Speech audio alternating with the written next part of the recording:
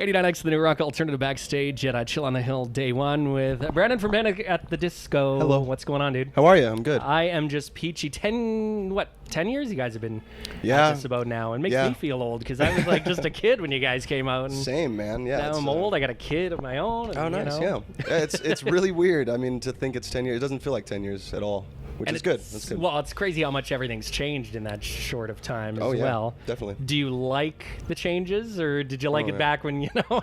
I loved both. I loved, what we had, and then things changed, and then I love it now, like, especially in the past, like, 5 years, I'd say, about 5 years, I took the reins, and, like, I had stuff I wanted to accomplish with this band, and Panic's always kind of been that outlet for me to just creatively do nonsense, which is so fun. I love it. I was gonna say, I mean, you're the only original member left, I guess, in the band. Yeah.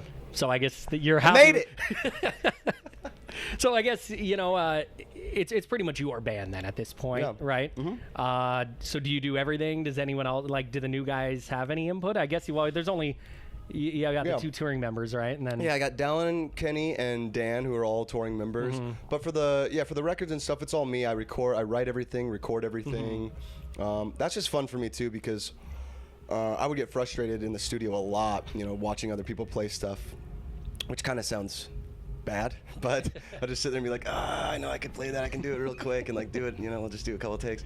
But it's just more fun, especially playing live drums and all that stuff. It just expels all my energy. But it's really fun. It's just, when I hear it in my head, I know how to play it. So it just makes it easier for that process and just more fun for me to explore other stuff. But yeah, for like touring ideas, I like to branch out and delegate and ask other people what they think. I mean, if everybody's going to be a part of it, the guys are on stage and they're very much 100% a part of the live show. So to have their input is very essential to the live, feedback from the crowd as well, but, interaction. And it's very important to have their critique, I guess, yeah. You've already released Hallelujah. What's going on with the new album? New album is done. Yeah. But the thing is, I'm just like smacking into the mic. We were talking about Brad Pitt. He has to hit a certain caloric intake a day, and I have dietary needs. Anyways, we'll just leave it at that. But yeah, I think when I'm writing the record, when it's all said and done, because like the major label thing and all whatever, just distribution, I just leave it up to them. I'm like, listen, you guys said you're stoked on it, cool.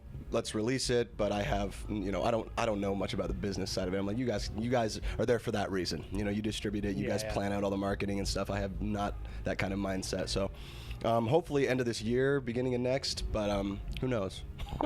It's done though. It's very much done.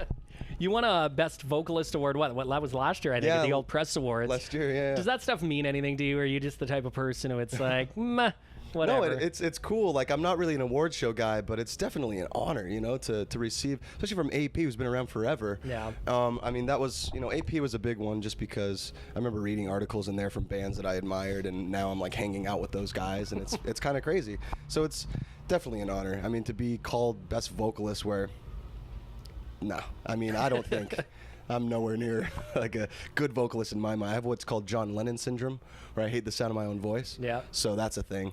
But it's definitely that, it's reassuring and validating to get something like that, It's funny you mentioned about like other bands and stuff, you're like other bands that you grew up listening to and stuff. Do you ever just sit there and be like, dude, like, I don't know, what some of your favorite bands are, but once you end up meeting them, you're like, oh my God.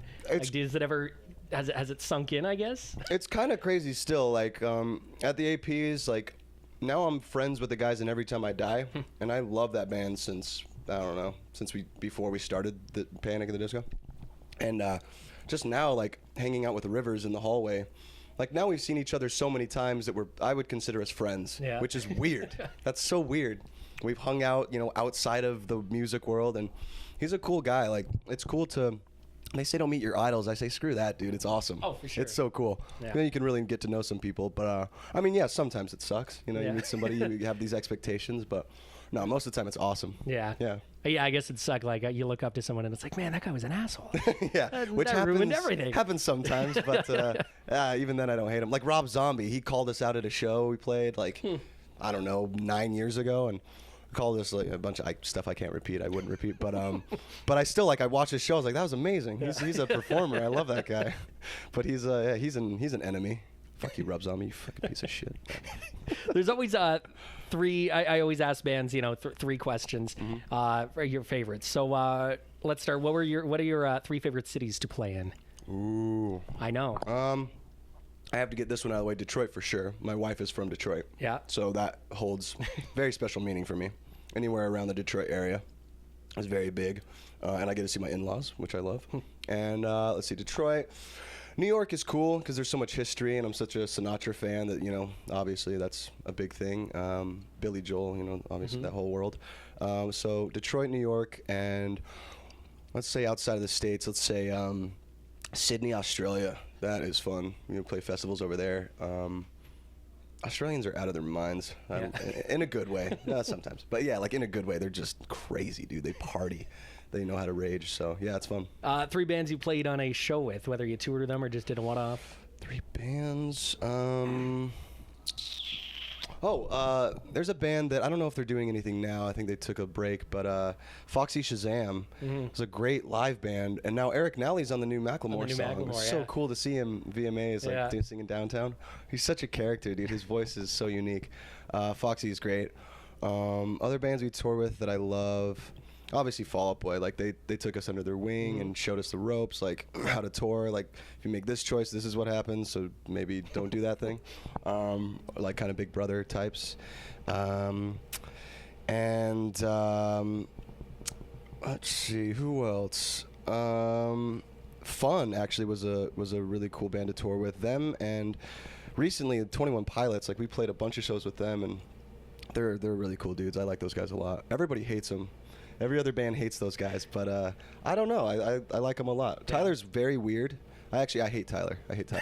But I like Josh. And last, what are your three favorite Panic songs? If you had to choose. I know it's like choosing your favorite kid or something, so right? Tough, dude. I don't know. Favorites. I usually go with new stuff. Yeah. So I think most people do, right? Yeah. Because it's. Yeah. I mean, yeah. You want to get the new stuff out. Yeah. You're not so dead with the old stuff. Yeah. Let's say Hallelujah. I love that one because it's newer. And Death of a Bachelor, just because we just put that one out online. And let's say. One I still love playing is I Write Sins, Not Tragedies. Yeah. Like we've always closed every show out with Sins. Because that's kind of the song that got us our start. Like it gave us opportunities to play shows like this, with bands like Weezer, and that's insane, dude. Like there's a lot of history with it. Yeah, right? exactly. So. It kind of, I gotta kind of take my hat off to it and bow down to Sins. I love it. Yeah. Cool, man. Well, thanks for taking the time to sit with us. Yeah. Look forward to checking you guys out later. Awesome. Cool. Yeah, I'll see you guys later. Thanks, dude. Yeah, thanks.